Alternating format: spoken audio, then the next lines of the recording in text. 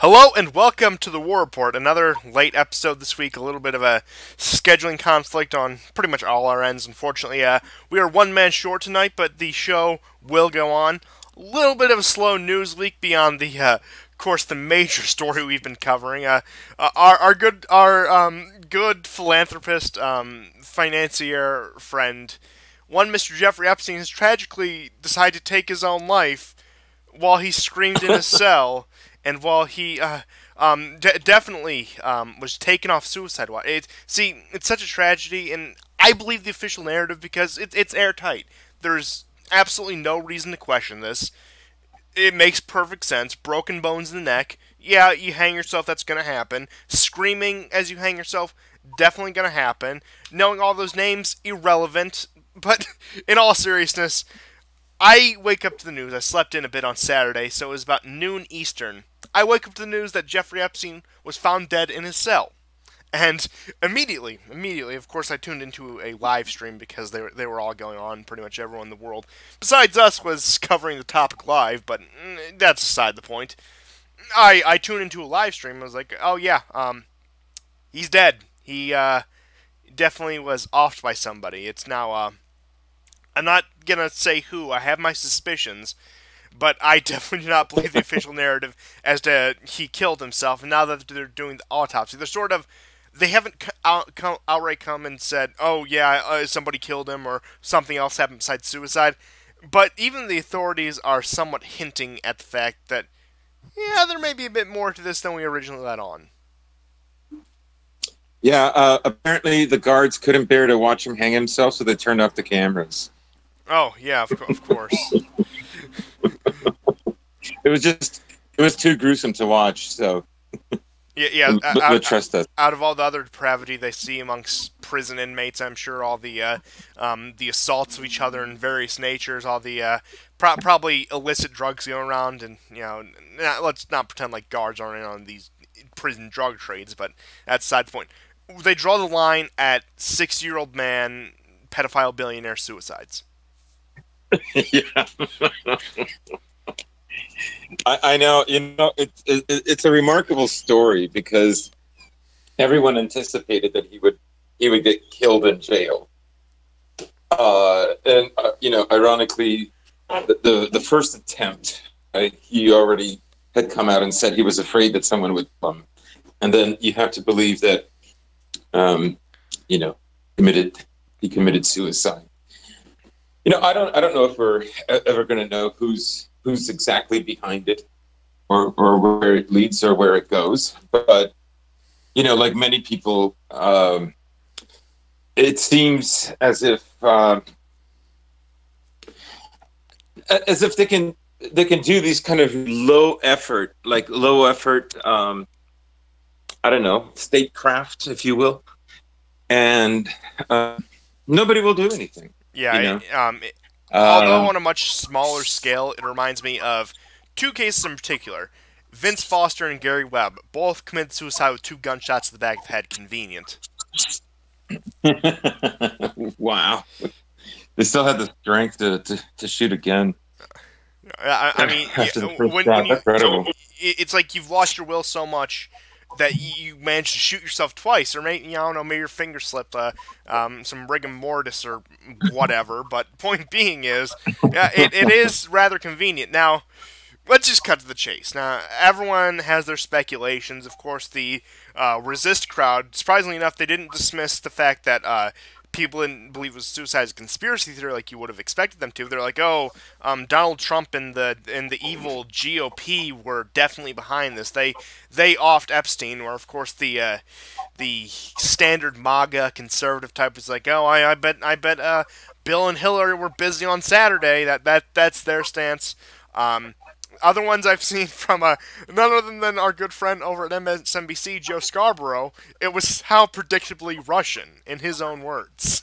All those pictures. Putin didn't. Yeah.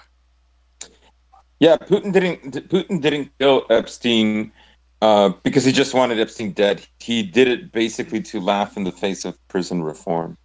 Yeah, and I'll tell you why Putin really had Epstein offed. To keep Trump in power, to keep his orange puppet in power. because Epstein was going to bring him down.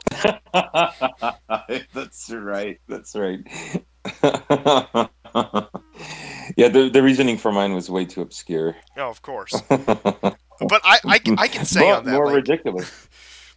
out of all the people who would want to have Epstein dead, don't you think Russia and China would be the last? I mean, Putin himself said in 2015, oh yeah, the West is basically run by satanic pedophiles. Not his exact words, but close enough.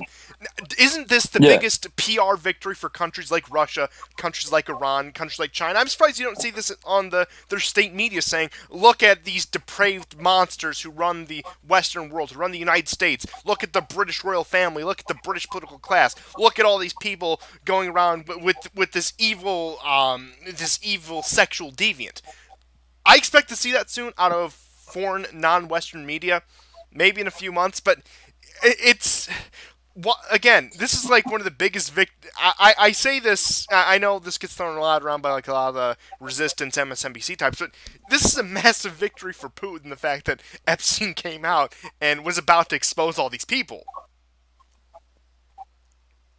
Yeah. I mean, of course, Russia has no hand in this. This is ridiculous. Scarborough is, doing his signaling, like a good resistor that he is, like it has to be portrayed that America is at loggerheads. It is at an impasse, of course.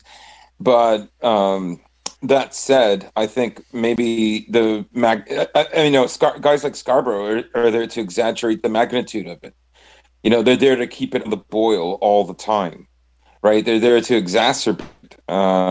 So, of course, Russia's definitely, had him killed. Even if he might be tongue-in-cheek about it, it prolongs the suggestion that, it doesn't matter what the Mueller report came up with. It doesn't matter that, the Russia hoax is over with. We all know really that Russia was behind this. If Russia didn't exist as a country, then Hillary would have been president. It's pathetic. Oh, absolutely. And now, to put on my tinfoil hat here on who I think did it, I'll start out by asking, did you see the Partisan Girl video, the Syrian girl video? No, I didn't, actually. It was about 10 minutes. I'll give a summary of pretty much what you said.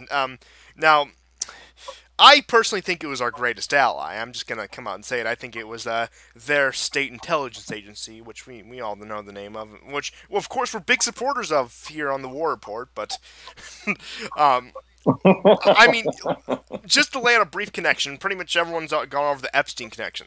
So you have Epstein, and his client, who he got the billions upon billions upon billions of dollars from, was Leslie Wexner, the owner of Victoria's Secret, multi-billionaire. Of course, very pro-Israel, very Zionist, as was Epstein, as was pretty much everyone in Epstein's inner circle. Now, one of the big names that came out through the Epstein thing was Bill Richardson. Now, he is the former senator from New Mexico, and he was also involved with Genie Energy, which you'll recall for those of you who've been watching for a while now. Genie Energy is the oil company, the energy company, that wants to drill oil that is in Israeli-occupied Golan Heights. So, you can see the connection here. It's like, I mean, beyond that, we could also look at former Israeli Prime Minister Ehud Barak was a very close associate of Epstein, which, funny enough, even Netanyahu points out. So if you want to call us an anti-Semite, I mean, I suppose you're calling Benjamin Netanyahu an anti-Semite.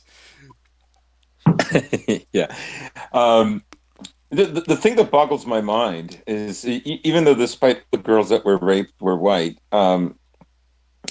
like a guy that's so engrossed with this can still have a separate mind that's a Zionist and is very,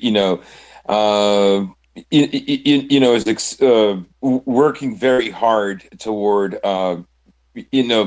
purely nationalistic, more intellectual, a right-wing nationalist traditionalist state in his people's homeland, of course.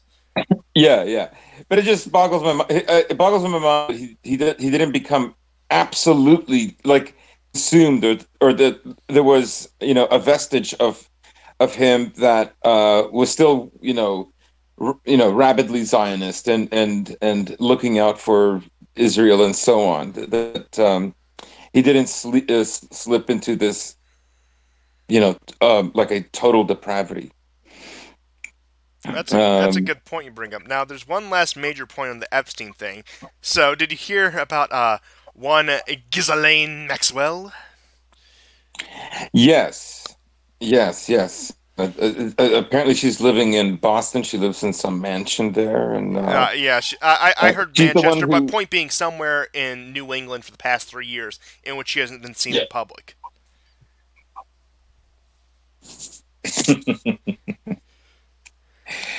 Uh, yeah, now she's the one who supplied. Well, I suppose there were girls recruited to recruit other girls as well. But wasn't it her that primarily oversaw that? His mansion was pillared with young girls. Yes, and that goes back further because it's alleged when her late father, Robert Maxwell, who also died under mysterious circumstances in a boating accident, if you will, very well-connected Israeli intelligence agent who worked, of course, with other foreign intelligence agencies, as tends to happen. But he dies under mysterious circumstance. But it's alleged that when she was younger, I'm not sure whether she was underage or adult, but the point stands that she actually did the same thing, lured young women in, and played the honeypot role for people her father wanted to get dirt on, for people who the Israeli intelligence wanted to get dirt on. Hmm. Yeah. So do we know anything that? Well, I guess nothing will happen to her then. Probably not, unless she meets an untimely demise, which is possible, but I think she probably is in with the right people, has the right connection uh, to see her safety guaranteed, if you will. Mhm. Yeah. Now, probably one of the most ludicrous ones I heard beyond the fact that. No, I'm not. I'm not even going to go that far. But the fact that Epstein fakes his death and is in Tel Aviv or in some remote tropical island now, I think that's probably more likely than a suicide. But I think he was still probably offed by somebody else. If we're being honest. Yeah. Yeah, I would think so too. I mean, for me, it makes no sense that the guards would leave, that they would forge signatures to make it seem like they were there, that the camera would also malfunction. Definitely, this isn't just the handiwork of two guards. Uh, if it was just the two guards and a guy suicide, this is very doubtful. Yeah, especially Um, considering the fact there was that post. It was, I believe, on 4chan.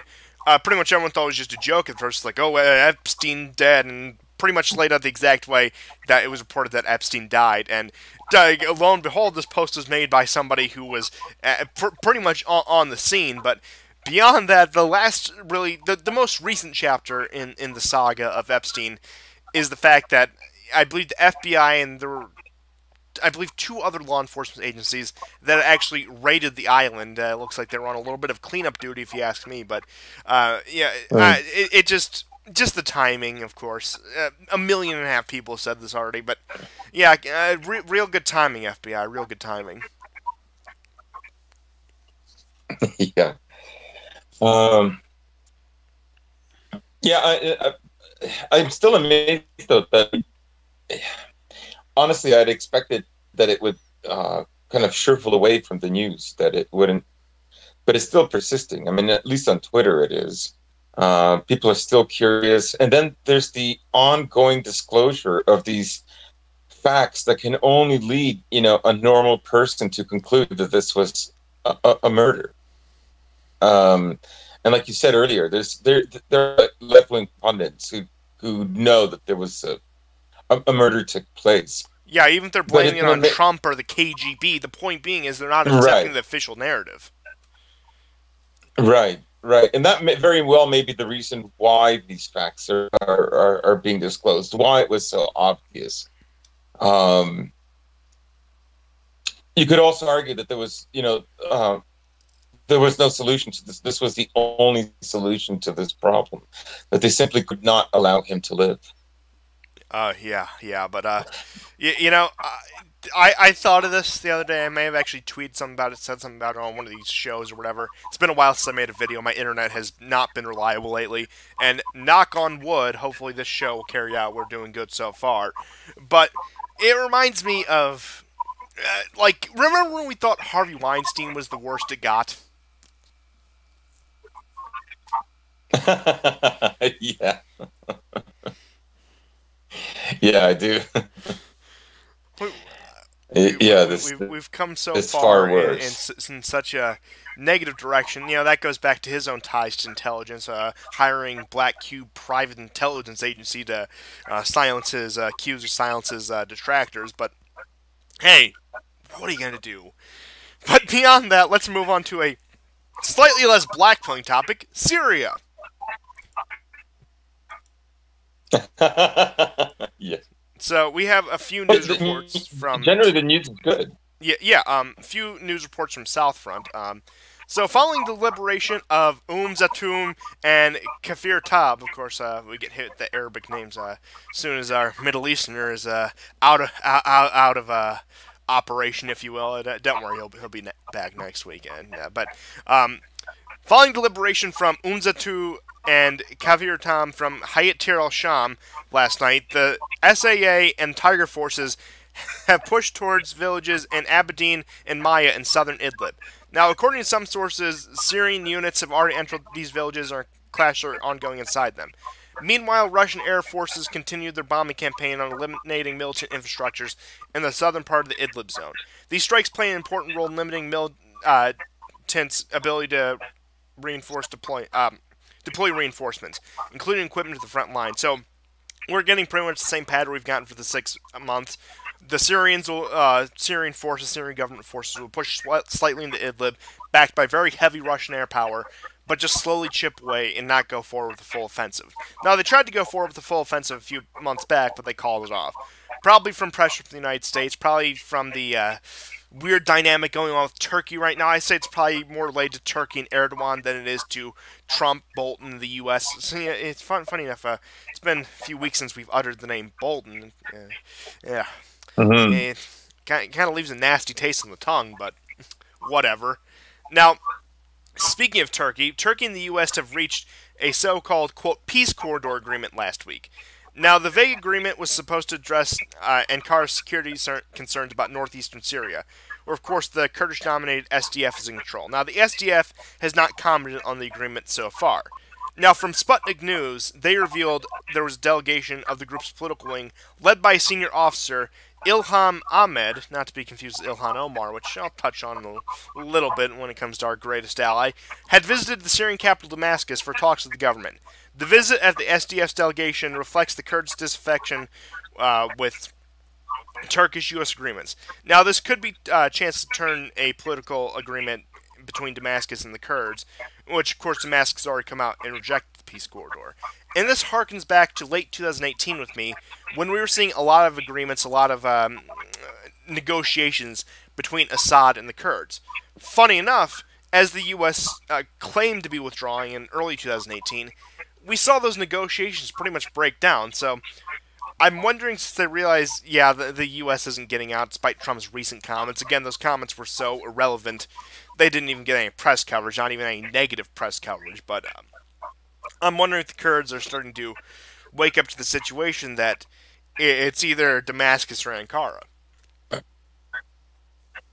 Yeah, eventually they have to decide whether they want to be rejected by the U.S. again, because in their history that's happened repeatedly. I think they must be just amazed that Turkey can make these kinds of negotiations with the U.S.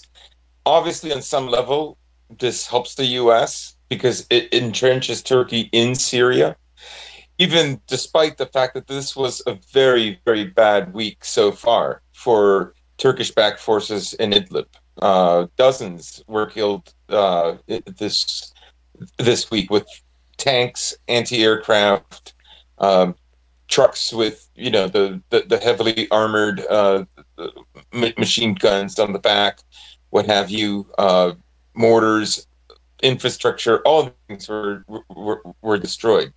And the initial push that Syria was doing a few months ago might have been too much too fast, and they might have overextended themselves. But now it's very methodical, and you can see that they're doing a pincer movement to cut off the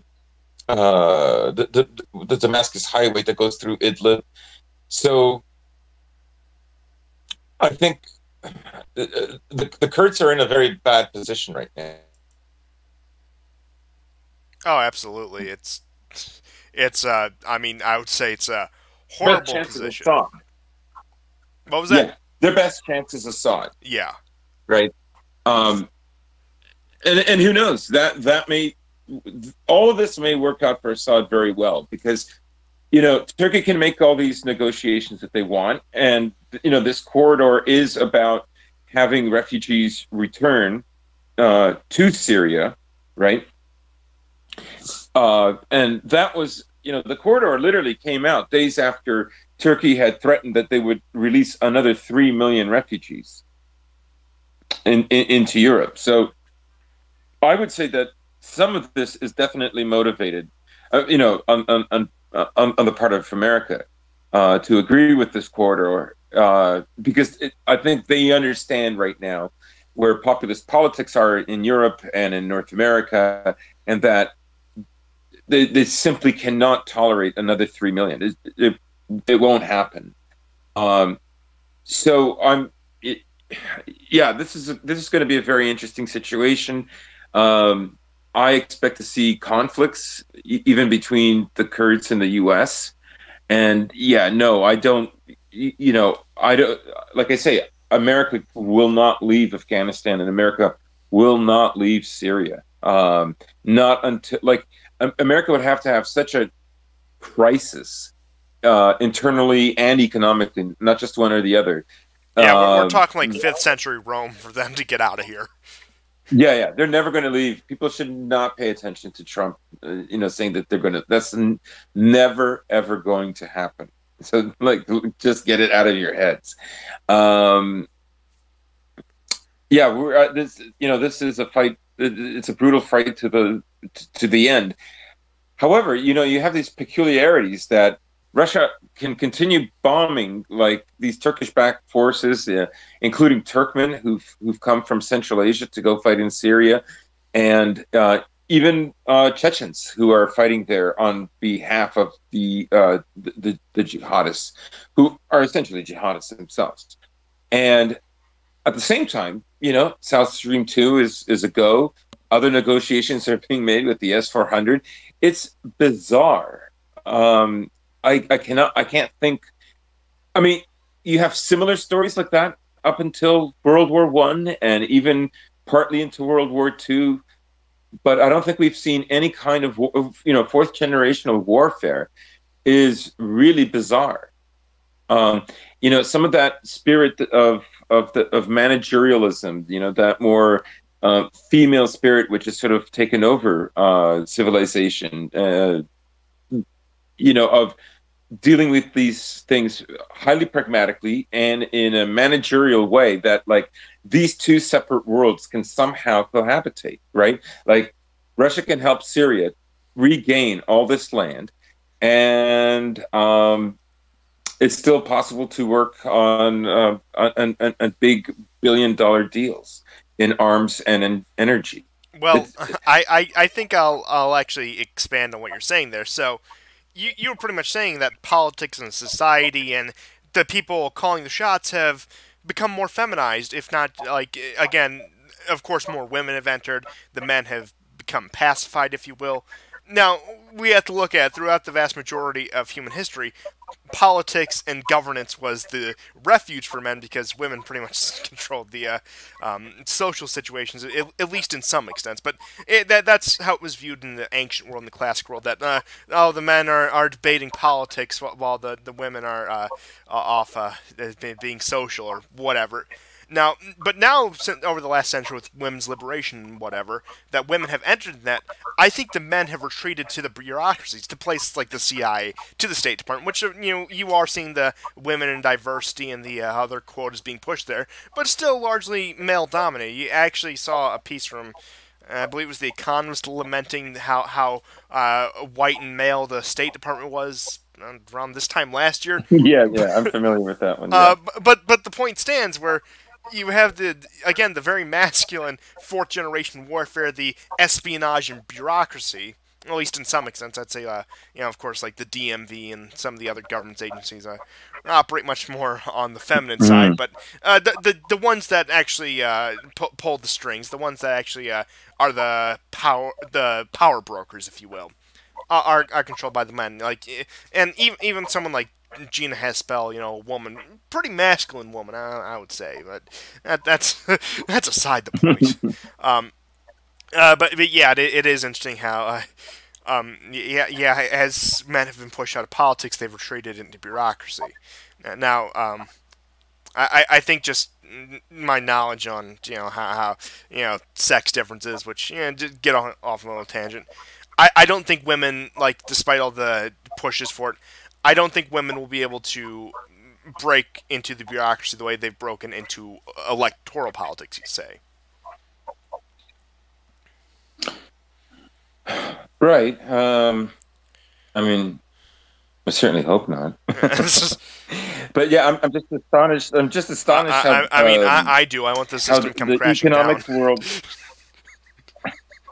Yeah, I mean, if the day that happens, like, kids in grade 3 will be like burning effigies of like babies, like the stuff that's going on in Argentina. That's what I predict. Or like, but we're not there yet in the matriarchy. But I just wanted to comment on with Syria, with all the contradictions that it has, plus these two independent worlds of how the economic world can independently go in contradiction to the purpose of the war. Now, I don't know if the war, in a sense, has already been decided. People have speculated that about modern warfare many times, and with several wars in the 20th century. But I just thought it seems so bizarre to us, definitely to me, that I mean, and how are the Turkish-backed groups? How are the Turkmen, like, not revolting against Erdogan? Like, how much can they take?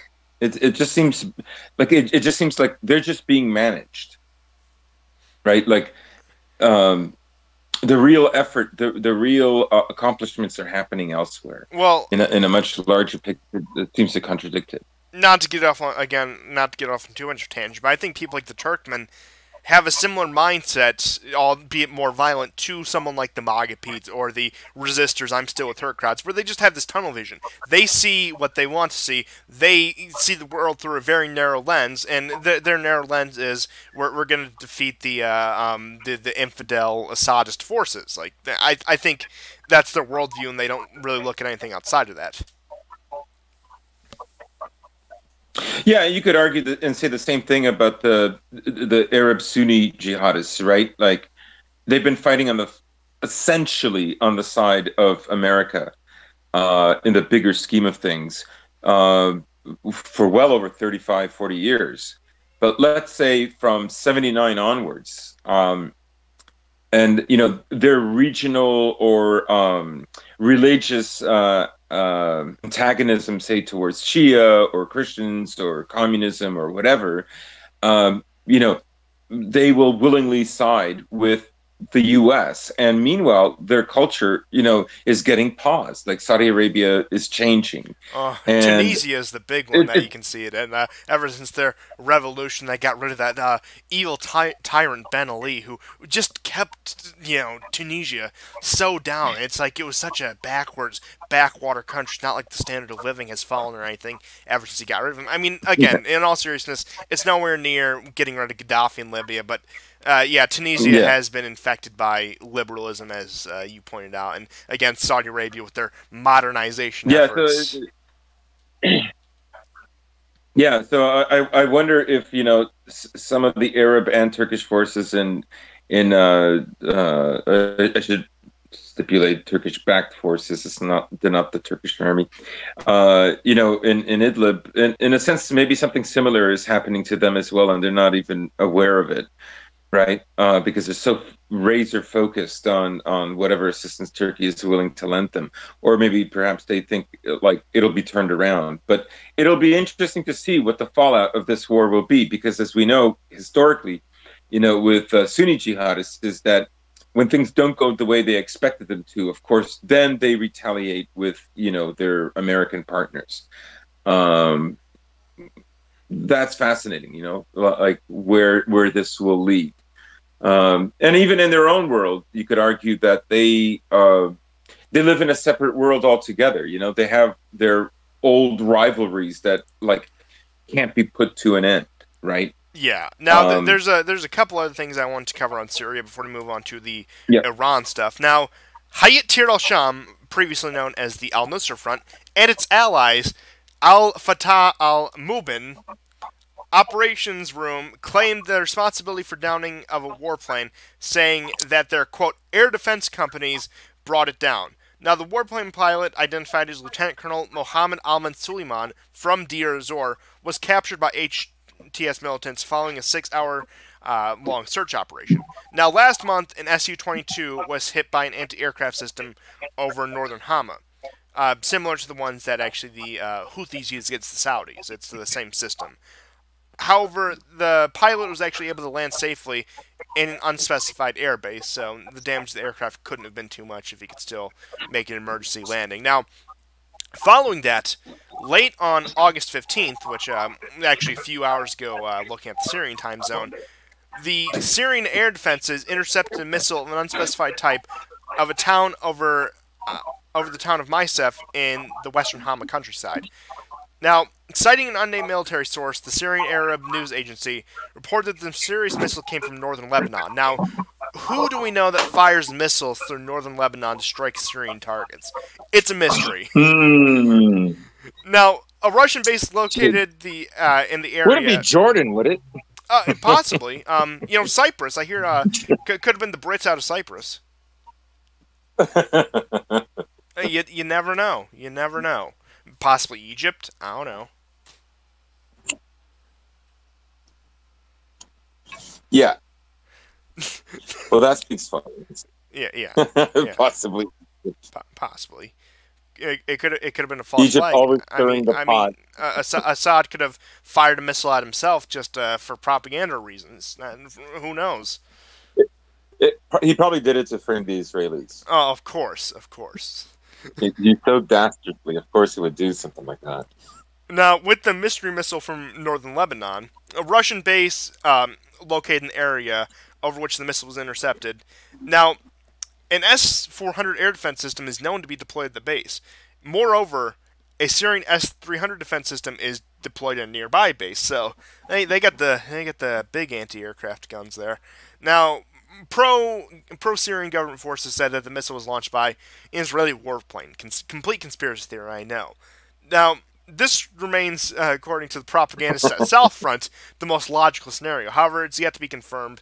The IAF is known for its extensive use of aerial decoys. Now, Israel's IMI system developed several decoy missiles over the years, such as the AMD 141A, blah blah blah. Now, these are equipped with passive and active radar enhancements. Now, the Tald missile, which is one of the other ones, sounds close to something else, but has a range of 126 kilometers. And I didn't translate that into burger, so hopefully my non-American audience can understand that. Help me out there. Now, while the other missiles ranges over 300 kilometers. Now, as I said previously, as South Front said previously, Israel may have launched a decoy missile to provoke Syrian air defenses in order to collect information and prepare for future strikes on targets in the region. Now, despite my previous heavy sarcasm, that does make sense, the fact that Israel would do a fake-out strike, would send a dummy missile, see how the S-300 and specifically the S-400 reacts. I don't know, maybe pass that information along to the U.S. In exchange for starting another war. Typical negotiations. Hello? Hello? Oh, I thought maybe you cut out. Oh, okay.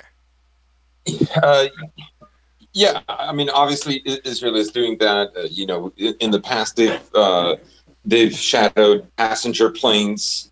It's just pathetic. Passenger But planes on Christmas Day. you know, right, yeah, bombing Christians on Christmas Day and Easter. Um, the world doesn't. Most of the world doesn't even bat an eye about it. But despite that, they're not. They're not going to change the outcome. This is, these are just rage hits. They're not going to get the war with Iran. They're not going to oust Assad. So, one tends to wonder: are they even going to try to go all out? And I don't think they will. Oh no, it's the occasional missile for Netanyahu's popularity, so he can prove how tough he is on Israel's adversaries. Right. Right. Of course, I think that there's a strong likelihood that even if he did begin attacking Syria, that would only cement certain allegiances with Assad. It may even get new allegiances for Assad, because that would be beyond the pale. Oh yeah, like if they tried to actually push into Syria, how they tried to push into Lebanon in 2006, it's going to be unpalatable. Now, of course, the United States, the Western world, say, "Oh, we stand with Israel and their right to defend themselves." But no Western country has the stomach for another war, even of that scale. So, yeah, you'll get all the words, we'll throw money, we'll throw weapons at them, but you're not going to see any American, you're not going to see any British or French or German involvement, you're not going to see any other troops on the ground. It's going to piss the Russians off, who, despite everything, the Israelis have a decent relationship with. China probably isn't going to be too happy, which, same case, Israel has a decent relationship with them. Going to enrage the Iranians, probably flip the Jordanians. I know the Jordanians kind of have this rollover attitude where they just sort of just surrender to Israel, just sort of do Israel's bidding just out of self-preservation. It's going to turn a lot of these countries that were either ambivalent or anti-Syria to say, look, it's fuck Israel. That's pretty much what it's going to do. I mean, Egypt, who they've had their peace agreements with. I mean, the Egyptians, they're probably going to think, oh, who says the Israelis won't march back into Sinai? And of course, Sisi over there, the Sisi Sinai, similar, whatever. But he could probably use that as an internal political propaganda, saying, "Oh, look at our foreign adversaries. You need to give me more power. You need to give the Egyptian state more power. We need to do X, Y, and Z with this," because he would have a case to make that Israel might take aggressive actions towards Egypt, and this applies to pretty much every country in the region. You might even see this out of a country like Saudi Arabia, some of the Gulf states, which of course, despite everything on the surface, have had pretty cozy relationship with Israel behind closed doors. But that's aside the point. But yeah, beyond the occasional, oh, look at how big and bad I am kind of strike, we're probably not going to see much out of it beyond that. I mean, when was the last major strike on Syria? What, back in April? After the election, back in March, Right. April? And all the countries that you mentioned, of course, have populations that have very strong antagonistic feelings towards Israel. And part of the reason why some of these relationships have deepened or been forged by Israel with, say, Saudi Arabia, is primarily because it's been relatively peaceful for over 10 years. I mean, yeah, sure, they kill Palestinians every day, but that's a flex that Israel is granted to do every day, so the world knows just who they are.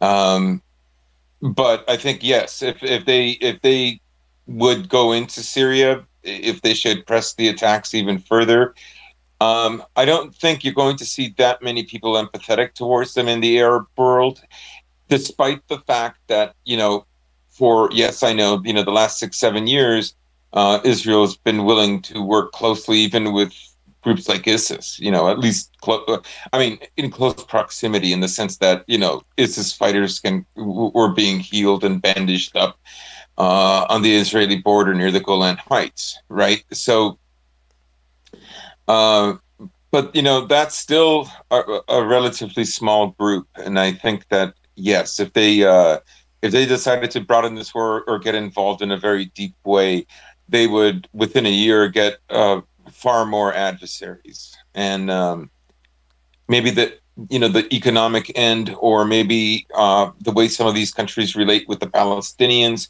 would also change. It would be used as leverage against Israel. So, yeah, I don't see Israel really doing anything. But I think the panic is there because you can see that America's hegemony is in decline. A month ago, we were wondering if like there would be, war. I mean, you and I didn't. We thought, the chances were pretty slim. But definitely, it was the closest in years that it looked like there was a potential for war with Iran. And, now there isn't. And Iran has seized various oil tankers and so on. Now, perfect Um, transition. Do you want to get into the story about a little incident in Gibraltar? Because you actually filled me in on this. right. So, as far as I understand, the ship, the British ship, oil tanker, sorry, the Iranian oil tanker that was seized by the British is now going to be released. Um, and this, I'm presuming, is also in conjunction with the fact that Iran has not released one of the British the tankers. I think it's one of them is British, but I think there's at least two. So, um, I mean, honestly, I'm surprised because, as we both know, that tanker was supplying oil to Syria, to Assad. Um, so this is a major development. It was practically non-existent on Western news, uh, which in this case I would say is legit because it's bad news. It won't be covered.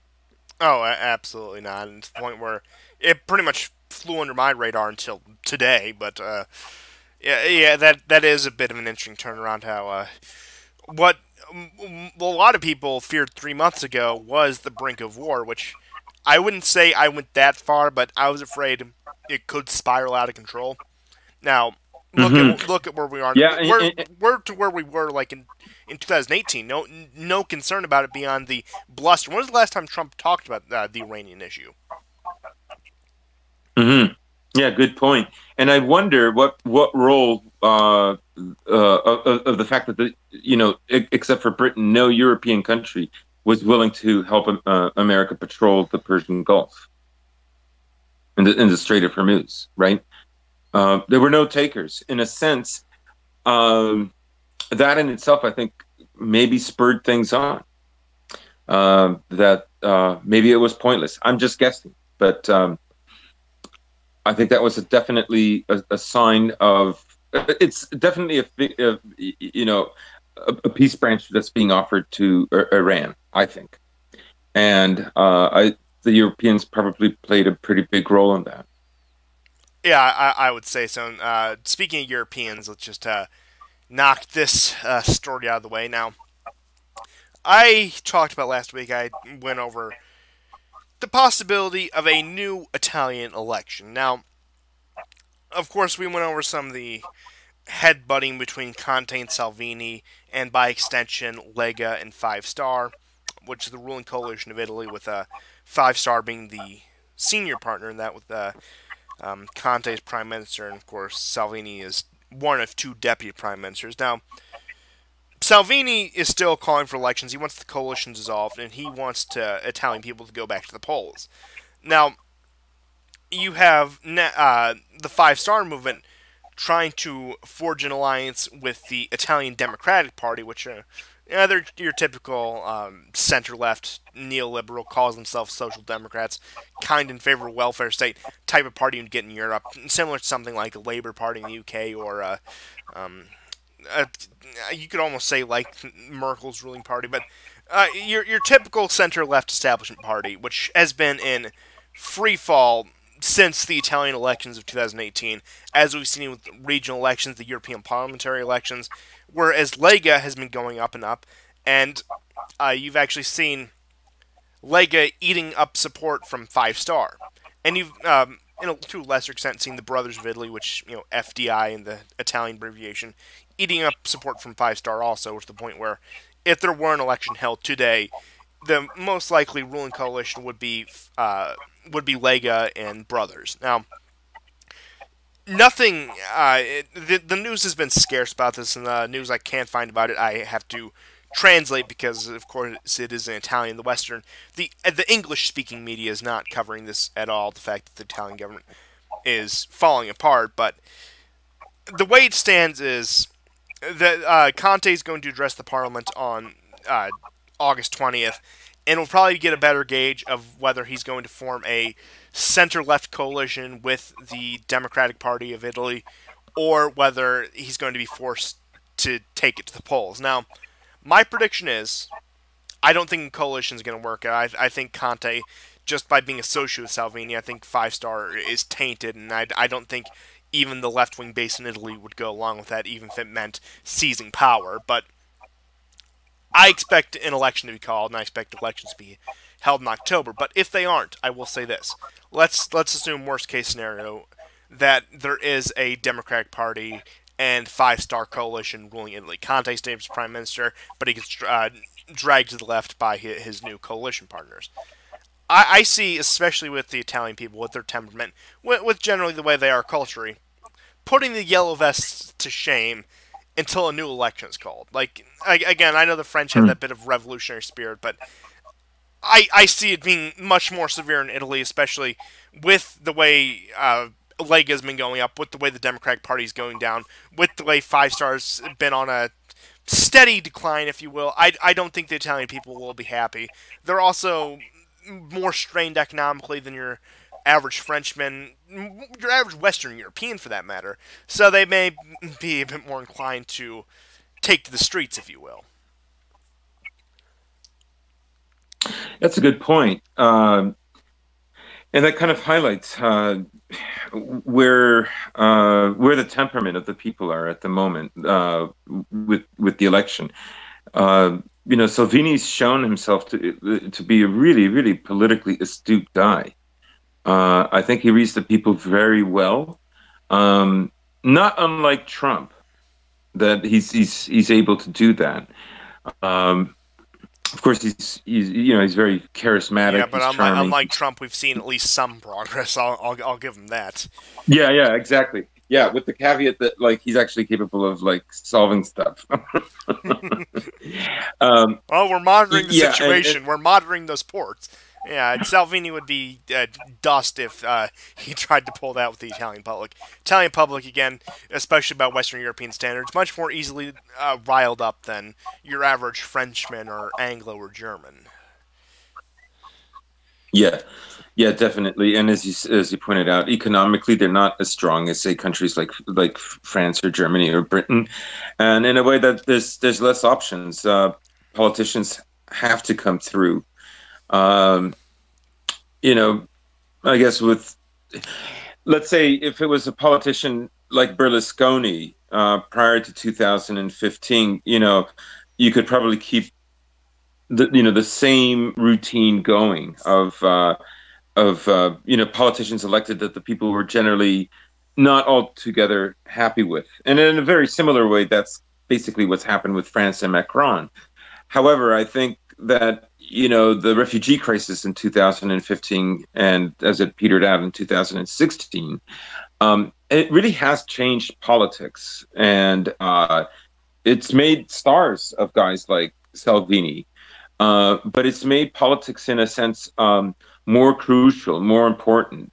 Again, I don't know the fate of Greece, but you could see that there's also growing frustration in Greece with their politicians. I mean, yeah, they called an election after And I think, the ruling party got wiped out in the European Parliament election, which, by that standard, the Italians should have also called a new election. However, Lega did well, 5-star. The coalition was a bit stronger back then, so I can understand why they didn't. But again, applying that standard, applying the standard a lot of the more left-wing liberal types will say, especially in the UK, you'll get the Labour, Lib Dem types saying, oh, we need a new election, we need to get the Tories out because look at how unpopular they are, look at all their losses. Well, by that logic, we should be doing the same thing in Italy, but again, don't expect consistency out of these people, but yeah, that's aside the point. yeah, so, yeah, and also, Greece is a much more dependent nation. It doesn't have the level of, say, independence that Italy has. You can see how, the politicians eventually, crumble to whatever Brussels' will is, right? And this goes even for NATO. No matter how many times they're humiliated by the Turks, from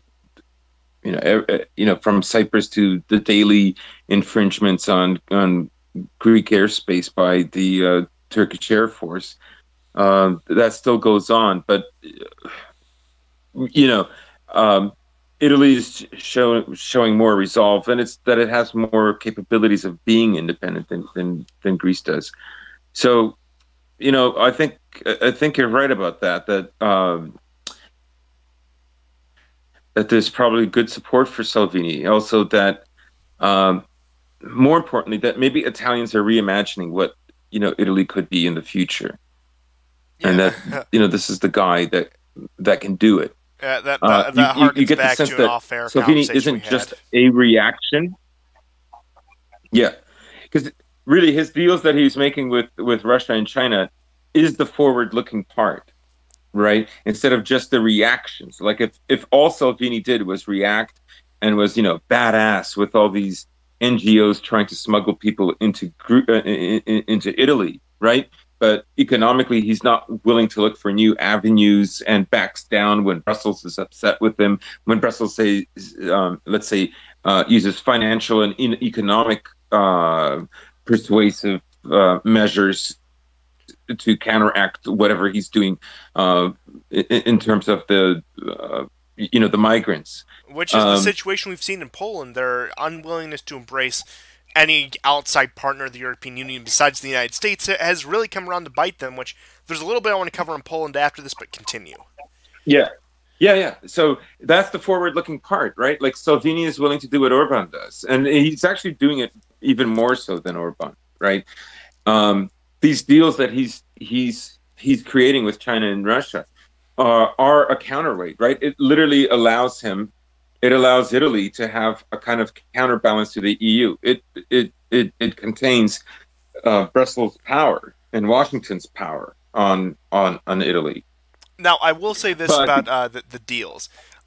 When it came to the deals with China, when it came to the deal with Russia, it was pretty much agreed upon the coalition. Yeah, working with Russia is good. When it came to the deal with China, that was actually more a 5-stars move in Salvini. I don't know whether he was just trying to court the Americans and win over that side of the base, or whether he felt genuinely about it, but he was less than pleased with the deal with China. But point being is, first and foremost, for a country like Italy, Russia would be the much more important partner over China. And at this point, with the way how things are becoming intertwined with the new financial terms popping up, a deal with Russia is also a deal with China and vice versa. Right. Also, I'm glad you pointed out that because I didn't know exactly the extent of Salvini's role in the deals that were made with China, but I would say it's good on 5-star for whatever part or whatever way they forged forward for those deals. Because look, I mean, Italy, Hungary, Poland. They got to play all sides if they want to survive. Right. Like they're little states, they're small states. I mean, out of all of them, I would say Italy has the most punch. And it's situated very well, almost like right in the center of Europe with tons of access to the Mediterranean. So Italy's always going to be an important country in that sense. so small countries in Europe, that whole sector from between Berlin and Moscow, like they have to, their independence isn't cannot be solely guaranteed by aligning with just EU and NATO, because eventually they will dictate how your country is supposed to evolve and form over time, right? And you won't always be happy about that. So yeah, hats off to Italy and hats off to Salvini being able to play them. Absolutely, and yeah, I think despite Salvini's railing against the Chinese, I think he does realize the importance of, yeah, I need to be able to go to Beijing and Moscow when Brussels wants to screw me over and Washington wants to screw me over. I think he's pragmatic enough to understand that. And say let's say he goes with the hardline position, no China at all. I think Moscow is even enough, as we've seen with Orban and as we've seen with Poland, their willingness to embrace no one outside the European Union besides Washington hasn't really worked out to them, even down to the cultural level. Now, this was about a month ago. Because you remember Poland declared themselves LGBT free, and that newspaper was actually issuing those anti-rainbow flag stickers. Well, one of the Polish courts actually declared those hate speech and said they weren't allowed. Like, they didn't outright ban them, but they might as well have. Now, I'm sure everyone has seen the famous picture. I actually don't have it on me because I kind of decided to cover this topic on the fly, of the young man protesting the Pride Parade being hauled off by the police. Yeah, which is something we haven't seen before. It's a very, very powerful image, right? Very powerful image, and then in eastern Poland, of course, there was that brawl that occurred when they were sort of forced to have their first, military or police military grade protected LGBTQ parade. But when Poland, there are several polls from between 2015 and 2017 about people's attitudes towards gay marriage and in various European states, and Poland, I think, has something like 27 or 28% acceptance of gay marriage. I mean, that's pretty amongst young people too. Right, so that's pretty high, and those young people are eventually going to attain power, right? So how long can that be kept up? Now that you mention it, I think the Italians actually had a lower rate on that survey than the Poles. They did. That's right. They did. I think they did too. I think they were like 17 Czech Republic or is something. pretty high. Yeah, I'm not sure. I don't want to say one way or the other. I just don't. But I remember, even Czechoslovakia are pretty high. They're near the 50-50 mark. Czech, of course, is always going to be more liberal than Slovakia. But then you have countries like Serbia at 12%, and Russia's at 5%. Georgia was like what, 2%? -3. They don't even want you to bring it up. Oh yeah, that was something when they tried to do that. And despite the Western influence, countries like Croatia, I remarked a few weeks back that I'm amazed Croatia hasn't fallen to social liberalism, despite playing the West's hand, despite joining NATO, despite getting the Western backing during the Yugoslav wars. They've managed to stave this off. I don't know what it is about it, but yeah, good for Croatia, I guess. But yeah, like a lot of these countries, like Poland's actually a bit of an outlier for where they find themselves. They actually look more like Western Europe than Italy does, which, again, as we see Poland really... I wouldn't say this is like the end, because they've had more successes than failures in staving off really this social liberalism. But as social liberalism becomes the norm, as it becomes tolerated, as it takes power, as you've said many times, it's a sign of submission to the American empire. Right. Right. And so they have to choose that antagonism that they have towards Russia and the Baltic states. Will bite them in the end. They won't be, sadly, they won't be able to stop this. And, I think in 2019, they actually have more in common with Russia, culturally speaking, than they do with, say, France or Britain or Germany. Well, I think I actually cracked the code on Putin's master plan to bring homophobia back to Poland. You see, Putin is waging Yeah, war on Ukraine to drive the homophobic Ukrainians to Poland, so they'll rub off on the Polish culture, and then Poland's going to ban yeah. gay marriage. I see. Holy moly! I How to don't. be able to like kill Epstein and do this? It's incredible. The guy never sleeps. Yeah, Uh, I deserve a job on SNBC for that like wonderful analysis. I know. yeah, so like there's all these chickens that are roosting right now, right? In 10 years, that's when the real challenge is going to come about. In about 10 years, Yeah, and when these 20 somethings are going to be 30 somethings. So yeah, I mean, it's a great image. That was great what that kid did. Because of course it's weaponized. It's not really the conversation hasn't been about, well, what do you care what happens in somebody's bedroom? I mean, that's literally something from the 90s. We yeah, it's know like. what we mean. Why do you care what they do behind closed doors? Well, if Iran doesn't legalize gay marriage, we're going to wage war on them. I mean, that's how far we've come in 30 years. Right. Like if your school doesn't have a trainee reading hour, how do we, like that's equated with being curious about people having gay sex in a bedroom. Like it's ridiculous, right? It's so obviously not. It's so yeah. So Poland, I think, should take some notes from Italy and Hungary. Now, the white pill. I have a couple white pills I'm going to drop. The kid, he was dragged away by the Hmm. police. He was not arrested. He was not charged with anything. He was not punished in any way. He was just removed as an Nice. obstruction to the parade route. So there's that. Whereas this would have happened in Germany, in France, in Sweden. I can tell you they would have Oh gotten yeah. worse punishment than most of these migrants who go out there and commit those crimes. I can tell you that for a He fact. would have been destroyed. He would have been. He would have been destroyed. Yeah, He would never have been. He would never have been able to go to a decent university.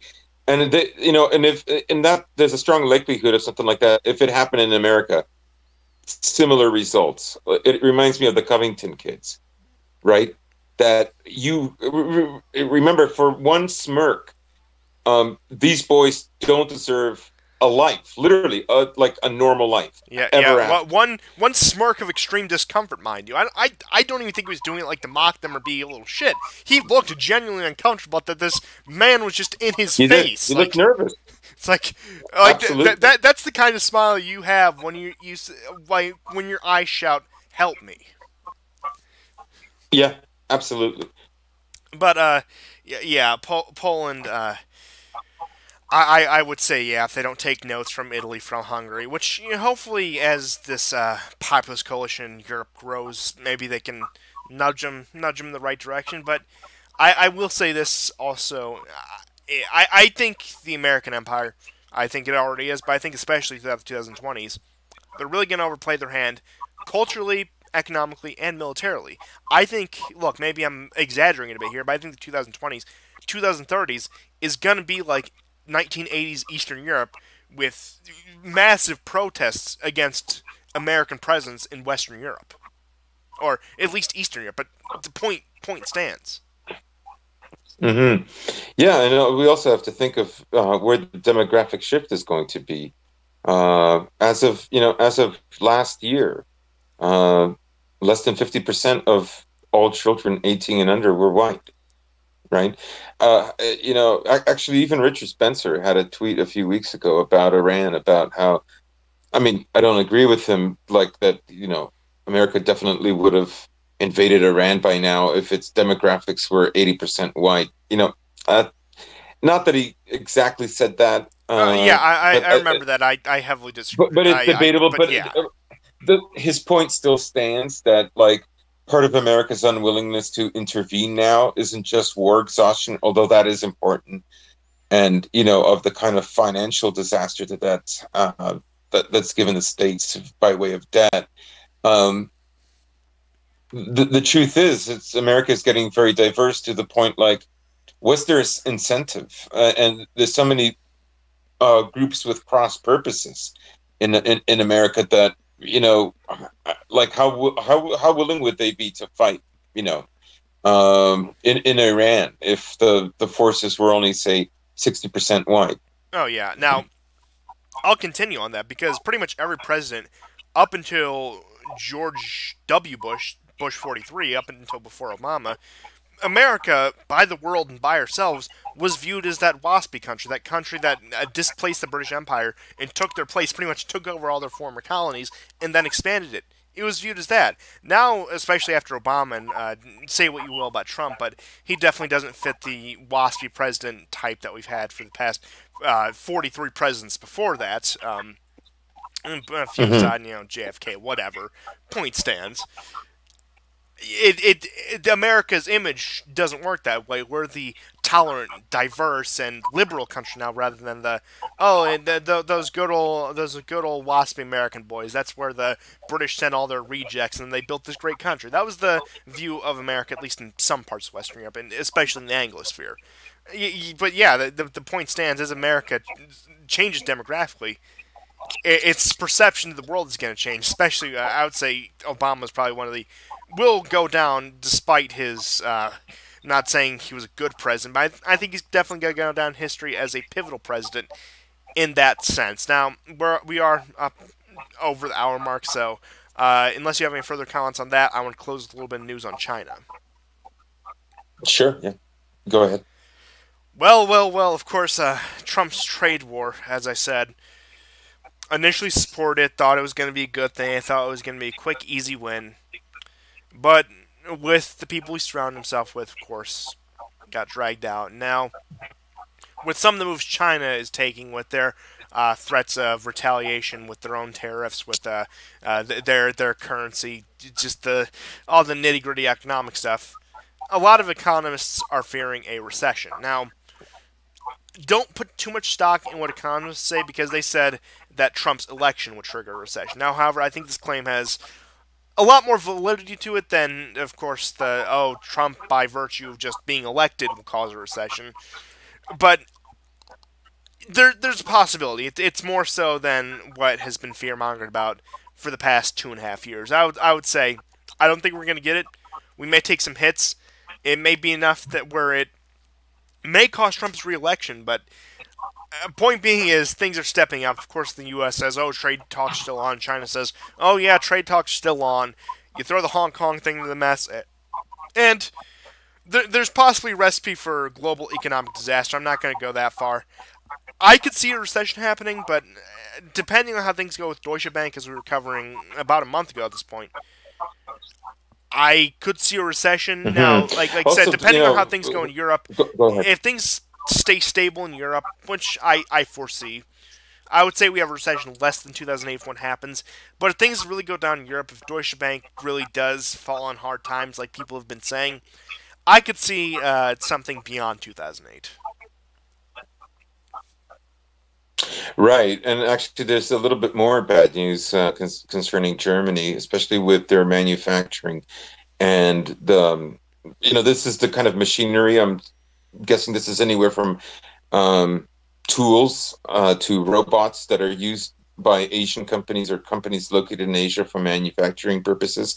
So they're actually on the way down. And this is I was reading some articles a week or two ago about how this is compounding the fears, economically speaking, for the futures with news about Deutsche Bank, right? But yeah, the trade war, the situation in Hong Kong, some of the things that we talked about last week. It's amazing what 7 days will do. Um, the protests have quickly accelerated, and I guess everybody knows they've seen the images from the airport, from the Hong Kong airport. 2 days of outgoing flights being canceled. And of course, the latest news is American diplomats have been found encouraging the protesters, which is something I always suspected from the first, anyways. Yeah, which also goes directly against. Now, I don't think Trump pulled like a two-time thing, but it went pretty much directly against one of Trump's backdoor deals with China. That look, we'll ignore Hong Kong. Let's just talk trade. I don't think Trump personally directed the State Department and diplomats to inflame the situation. I could see that coming from, again, the labyrinth of bureaucracy we have. But point being is, whether or not Trump ordered it, he's being undermined. Right, right, and there's a parallel, of course, with the protests in Moscow concerning Navalny, which is the poster boy, the guy with Navalny with 1% support. Yeah, And the liberal. he's literally always the face. He's always the face of the Russian revolt against the common Russian revolt against Putler. But again, same thing. American diplomats were found handing out maps for ostensibly this is an illegal march. This is a march that the that doesn't have a oh my god, I'm having a brain fart. A permit. So, and that's intentional, right? It's there to antagonize the police because, of course, if you antagonize the police, there'll be retribution, and then that looks good for the cameras of the little guy against the big guy. But the Hong Kong protests have turned really cringy, like super cringy. In the way that I, there are certain non-Westerners that go out of their way to dress Western. And the Hong Kong protesters are no exception. They literally have these like immaculate American flags draped, tied as a bandana around their face, covering their like faces. Creases fresh out of the package and everything. Sort of like that one Nazi banner in Charlottesville. Yeah, exactly, right? The other thing is that they're literally wearing fake bloodied eye patches. And they know they're fake, right? Like, they literally get an eye patch, put some tape over it, and then go over with some red marker to look like blood. But it's they understand that it's not a real eye wound, right? Like, that's the kind of stuff that actually happened in Paris. Yeah, it's like... but these are actually fake, literally. Macron has shown to be the Chad, and Xi Jinping is, shown to be the virgin in all this. But yeah, so the protests are getting very heated. And you can see that they've got signs like, essentially asking America to liberate Hong Kong. Now, I don't know how much you know of, about, the laws concerning Hong Kong and the agreements that were made. I personally don't, but America does actually have some avenues for putting sanctions on China. And in fact, these protests are really about that. They're going to dangle a carrot to the Hong Kongers the way they dangle carrots to the Kurds and the Ukrainians. They'll be hoping evermore that they're going to be liberated somehow by the great America. And but they're not. They're just going to be used to put sanctions. That will be, I think, is being looked at as a way to tip the balance for the tit-for-tat tariff wars that are going on. And I'll tell you what I find really remarkable about at least the reaction to these Hong Kong protests, at least in the United States. Now, when these sort of things happen, you usually get the standard conservatives, the MAGA type, saying, "Oh yeah, you fight those evil red Chinese or whatever." You're not seeing that amongst even like the people you suspect. You're not seeing amongst the alt-right, the standard conservatives, the MAGA This has failed to inspire anyone, really. It's failed to... I mean, Trump talked about it once, and I think that was even like in regard to some broader criticism of China. What I see, at least, is it's a bunch of Western liberals that if they were in my country, they would be calling me a bigoted white supremacist. And I think that's actually what a lot of Americans are seeing. They're seeing these upper-class liberals that, again, if they were in this country, would only scoff at them and have contempt with them. It's not an inspiring movement. Even as much as I've gone and torn into the Ukrainian protests, there's something there. It's some strain of nationalism, at least, as dumb as it may be in some cases. At least it's a little bit inspiring to some people to see, oh, look, we're Ukrainian nationalists. We're going to stand up for our own national identity. To the Kurds, you can also see, we're in an armed struggle to establish our own state. Again, I pretty much reject that, but there is the case to be made there. And even in Venezuela, where the living conditions are horrid, people taking the streets to riot, look, there's at least something that could be inspirational there. Again, I've made my opinion clear on intervention, at least the stated idea of intervention in Venezuela, which I'm against in that form at least.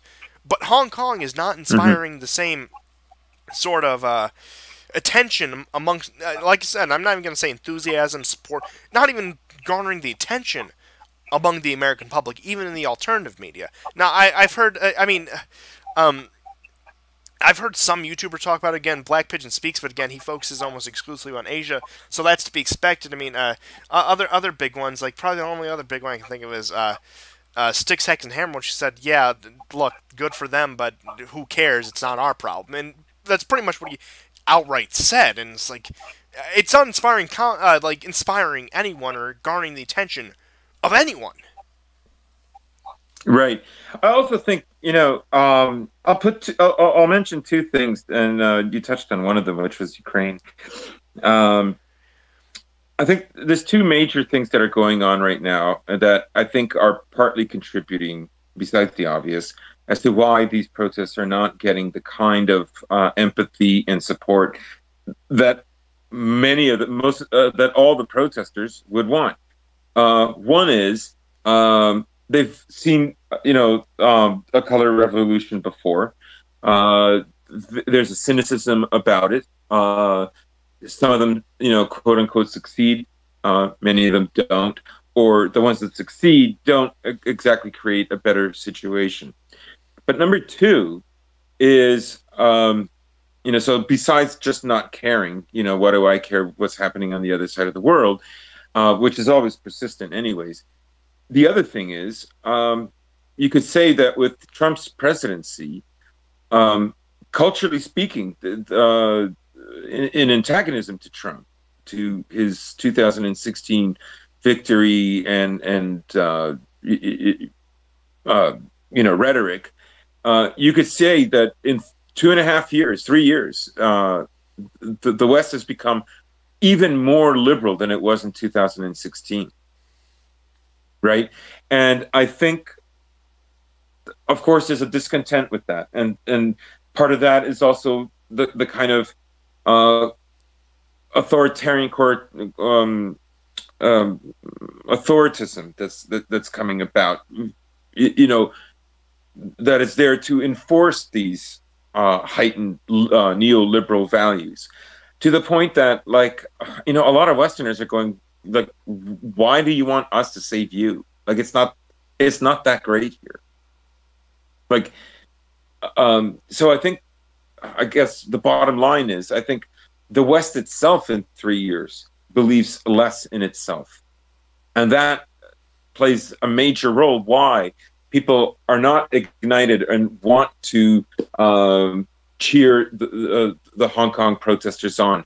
I think there's a cynicism, and we suspect that these are orchestrated. We suspect that there is a simulation involved, right? That this is a simulation for the 6 o'clock news and for the cameras and to drive a certain narrative. But the truth is, people are actually a lot more unhappy with the civilization that they live in. And I think that's one of the reasons why, there isn't this kind of support. It isn't like the 60s where you have dissident Soviets from Eastern Europe or Russians who flee and make a break and get out of from the Iron Curtain. Well, Russians, right? Echo, whose names all happen to end in wits. So that. So that kind of belief and enthusiasm for the people of the West, believing in the West, that's not there anymore. And I would say beginning shortly after with the results in Ukraine, people are far more doubtful about that. They understand that we're in a zoological struggle for preeminence and power and keeping the empire going, and that this is a narrative an old narrative that is used in order to accomplish certain geopolitical ends, and people are just a certain amount of innocence has disappeared. We've passed a certain point. I would say that's completely spot on. Now, I was anticipating this to be a shorter show. Well, it looks like we got the standard length, and a little bit of a conversation on Syria never hurts. We haven't really done too much in depth on the Syrian issue in a little bit. We got a little bit into it on the Italy, Poland, European news. Now, final takes for the show is kind of a slow week. Yeah. Yeah. Not as many events, but entertaining as always. Yeah. Oh, of course. A lot of stuff. I would say that's going to bubble up to the surface in the coming weeks, rather than the really hot, fast-paced news we've had throughout the summer. Summer's winding down. Yeah. Looks like the news cycle is kind of interesting how it does follow the cycle of seasons. That's all I have to say for this episode. Yeah, that's it for me too. So we'll see you guys next week, and goodbye. Take care.